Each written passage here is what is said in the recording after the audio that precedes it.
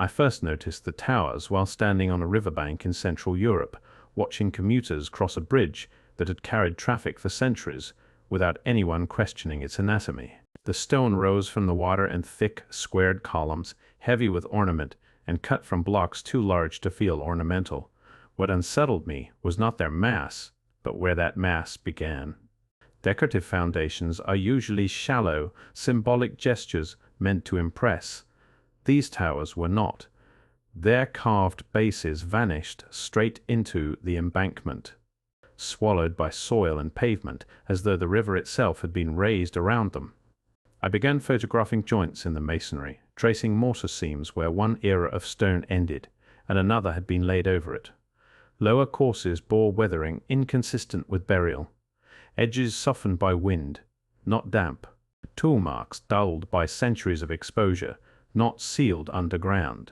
Municipal plaques credited restorations, but never initial construction depths.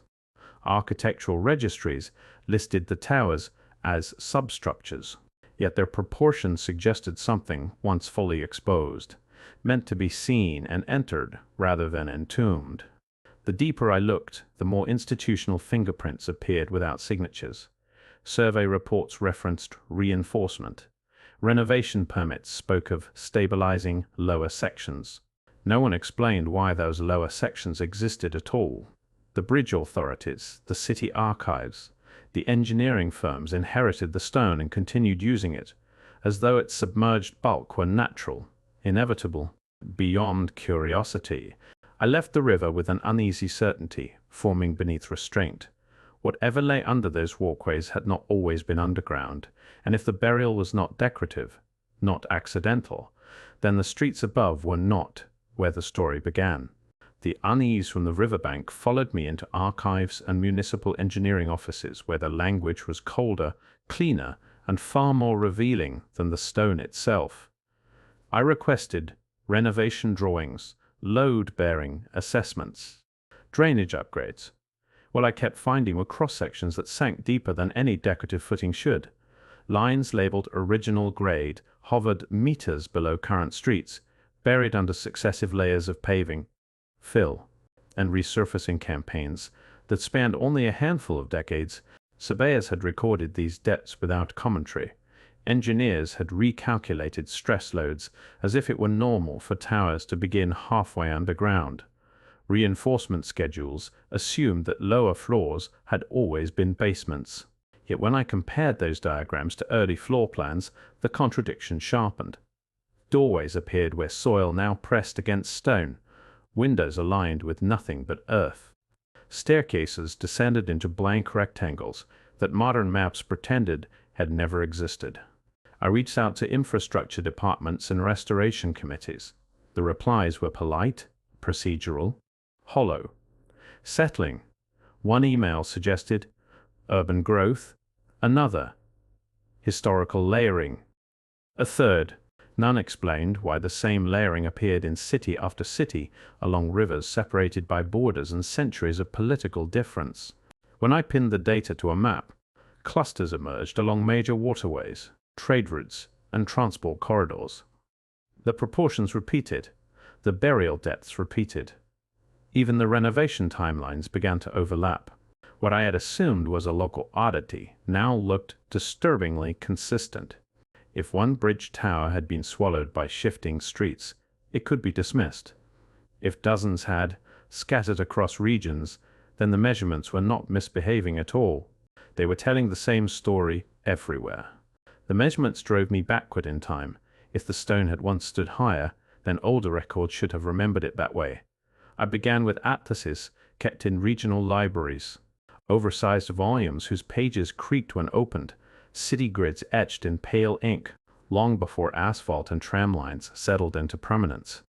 Early bridge renderings showed towers rising cleanly from riverbanks, their lowest arches exposed to air rather than earth. Municipal plans from the same decades placed roadways far below today's traffic lanes, drawn with a confidence that assumed those levels would endure. Photographs confirmed what the maps implied. Faded prints captured pedestrians moving beneath arches now half sealed by embankments. Horse carts rolled across approaches that no longer exist. I compared dates, stamped in margins, penciled corrections in planning offices, annotations in survey books written by hands long gone, renovations, reroutings, improvements. The language was calm, bureaucratic, but the timing was not. Whole districts were raised within the same narrow window of years, not city by city, over generations. Everywhere, at once. Archivists appeared only through their decisions, files preserved, others thinned. Some folders ended abruptly, mid-project, replaced by new schematics that treated altered streets as original conditions.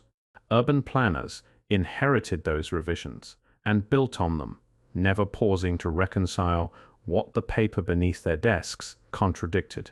I spread the maps across a table, layering centuries of streets until patterns emerged through transparency.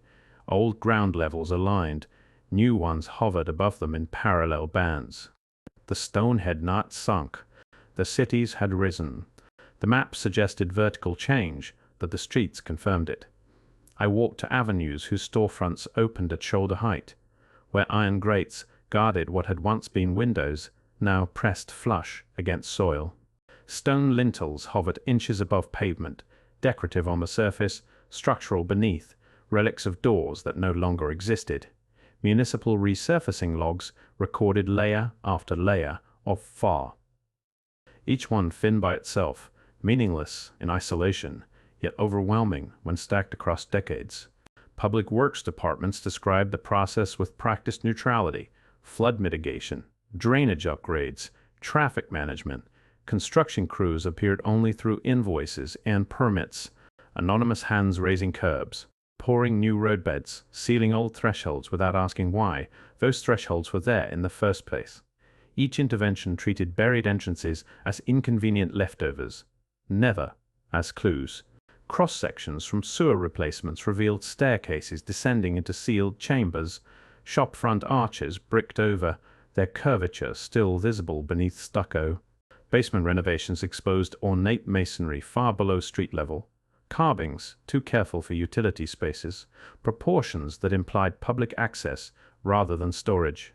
I compared renovation schedules city by city. The same decade surfaced again, the same aggressive elevation campaigns, the same assumption that the lower world belonged to the past and did not deserve explanation. Administrative narratives spoke of growth, adaptation, modernization. The stone spoke of interruption. If urban life had simply risen with prosperity, the layers would have told a gradual story. Instead, they compressed into narrow spans of time, as though entire districts had been forced upward in response to something sudden, something that made old streets unusable all at once. The possibilities settled quietly, heavier than any accusation. The buildings had not been sinking. Something had made the cities climb. By the time I reached geological reports, the pattern no longer felt architectural alone. Soil surveys taken during subway excavations and flood control projects revealed sediment layers that did not belong to slow urban growth, fine silts trapped between masonry courses, compact clays resting above paved streets, river deposits sitting where marketplaces once stood. Drainage assessments described emergency channels cut through fill, whose origin was never recorded, as though the ground itself had arrived without paperwork. Reconstruction budgets surged in the same narrow windows of time. Entire districts resurfaced, leveled, rebuilt, on top of foundations the planners quietly abandoned rather than excavated. Engineering memoranda referenced subsurface instability. City councils authorized rapid elevation projects. No ledger described what caused the instability in the first place. I laid timelines beside rainfall records, river heights, quarry shipments, landfill contracts. The dates aligned too cleanly. Municipalities separated by borders responded with the same construction strategies within. The same decades, raising streets, sealing lower floors, rerouting drainage, as if following a script none of them had written. Coincidence began to lose its authority. Blocks vanished beneath fill. Basements became new ground floors. Public squares were recast over buried avenues, whose outlines still surfaced during maintenance work. The records did not describe an event. They described recovery, and recovery only makes sense when something has already happened. Once the sediment layers and rebuilding campaigns lined up, the buried bridge towers stopped looking isolated. I began cataloging other structures whose lower portions had been absorbed into the ground. Vaulted chambers beneath plazas, arched corridors sealed behind brick, decorative stonework hidden below storefronts, the same design language repeated across borders, monumental symmetry, oversized openings, masonry fitted with a precision that modern restorations struggled to replicate even with steel reinforcement and laser surveys. These forms appeared in cities long associated with Tartarian architecture, places where domes, pylons, and riverworks followed proportions that seemed excessive for ornament alone. Official registries credited later empires with their construction, yet those same registries grew vague when describing foundations. The deeper levels were treated as incidental, as if no one wished to account for what lay beneath the revised street lines. Institutional presence emerged only through omission.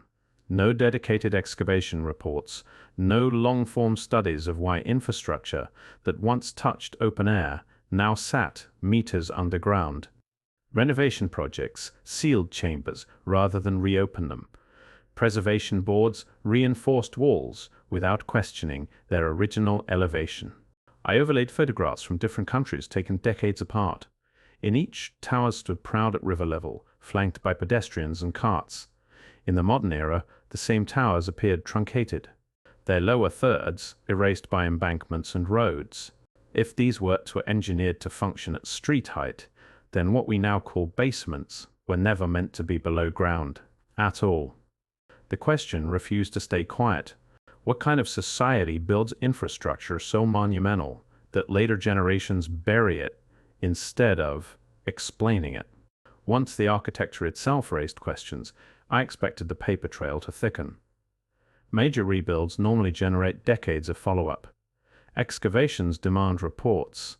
Geological anomalies invite committees. Academic disputes leave behind journals thick with footnotes and rebuttals. Here, the record thinned instead. Search results tapered off after reconstruction campaigns concluded. Municipal archives contained brief engineering summaries, then nothing. University catalogues listed studies on bridge aesthetics and traffic modernization, but none addressing why foundational levels had shifted so abruptly. Historical societies preserved postcards of riverfronts before the changes, yet never commented on what had vanished beneath later streets. The silence did not feel like censorship. It felt procedural. Each institution passed responsibility to the next. Preservation boards focused on visible facades. Urban historians concentrated on surface growth. Archaeological departments cited a lack of access to sealed lower levels. The absence became self-sustaining. In digitized newspaper collections, early reports spoke openly about unexpected masonry discovered during sewer replacements. A few years later, similar discoveries were reduced to single lines. After that, nothing at all. The stone endured, the paperwork dissolved. What troubled me most was how easily the buried layers slipped into normalcy. Basements were assumed to have always been basements. Reinforced walls were treated as routine upgrades. Entire substrata of cities became architectural background noise, accepted simply because enough time had passed. Knowledge did not have to be destroyed. It only had to stop being asked for. Once I widened the search beyond individual cities, the anomalies multiplied instead of fading. River crossings in Central Europe echoed those along northern trade routes. Harbor districts in the south showed identical layering patterns beneath plazas rebuilt in the same decades. Municipal reconstruction schedules, written in different languages and filed under different regimes, repeated the same sequence of actions: elevate the roadway, seal lower entrances, reroute drainage, reinforce foundations, move forward. I arranged timelines across a wall, each city reduced to dates and engineering notes, stripped of narrative. The alignment was uncomfortable. Independent administrations responding in isolation should have produced staggered solutions, uneven recoveries, conflicting approaches. Instead, The rhythms matched buried levels here, rebuilt streets there. The same brief spans of upheaval appearing hundreds of kilometers apart. Photographs from port towns showed arches that once opened directly onto quays. Inland capitals preserved engravings of promenades that no longer existed at their recorded heights. Renovation contracts from different countries referenced legacy structures without specifying when those legacies had been created. Individually, each case invited rationalization. Together, they resisted it. The towers, the sealed chambers, the redefined basements, the vanished streets were not scattered curiosities. They formed a continental signature, a coordinated architectural afterimage imprinted beneath modern life. Whatever had reshaped one city had not stopped there. It had crossed borders. By the time the pattern crossed borders, the investigation stopped being about stone alone. What mattered now were the functions those stones once served. Towers that looked ornamental today had clearly supported weight, arches sealed into basement walls, aligned with former road surfaces. Doorways submerged beneath pavement, connected to nothing at all. Something operational had been taken offline. In municipal renovation records, I kept encountering the same vocabulary: adaptation, conversion, stabilization, rarely restoration, rarely excavation. Older levels were not reopened. They were absorbed, reinforced, reassigned, new purposes that required no memory of what came before. Custodians inherited chambers without blueprints. Contractors poured concrete over corridors whose destinations no longer mattered. Office workers crossed floors suspended above hollow volumes they would never see. Generations occupied repurposed spaces without being told they were standing inside truncated systems. The silence around original design was not dramatic, it was bureaucratic. Once entrances were blocked and staircases removed, no official needed to explain why they had existed at all. The city functioned. Traffic flowed. Utilities worked. The question of former configurations became optional. That was what unsettled me. Urban resets did not only bury structures, they buried logic. If these towers had once risen fully into daylight, if basements had been streets and service chambers part of circulation networks, then something fundamental had been overwritten. Not destroyed, reinterpreted. I kept returning to a single thought as I compared floor plans from different centuries. How much of a city can be submerged before its original purpose becomes unknowable? And at what point does forgetting stop being accidental? I returned to the bridges where the investigation had begun, standing once more before towers that had been casually labeled foundations for so long that the word no longer sounded provisional.